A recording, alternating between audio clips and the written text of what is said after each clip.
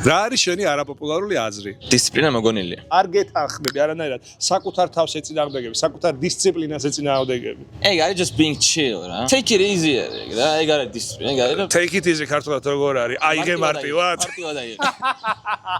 აი ვიღოთ დისციპლინა მარტივად. არის რომ იმენა გავირაო და თან გეგონოს რომ მე დისციპლინებული ვარ. ბიჭო, არ ივირაო თავარი პროსტა. არის ნახე, თავარი არის мотивация. თვით დისციპლინა.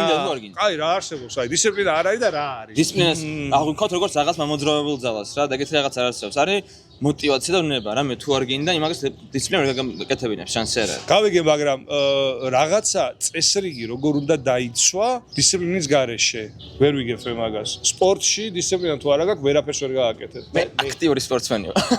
ხო და აი ატრაკებ რაღაცა, შანსი არა, არ მჯერა, ვერ ვეთანხმები. ყველაზე მეტად როცა გიჭირს დისციპლინა მე ვერ მატანინებს. რაღაცა ეგეთი რომ აი უეჭვენე თუ არ გავიაზრე რომ რატო ვაკეთებ და რატო ამინე და იქ სად მივდივარ, ანუ სხვა არც აზრი არ აქვს. ნებისყოფა მომწონს, კაი სიტყვა. დისციპლინა არის რაღაცნაირი მონობა რა.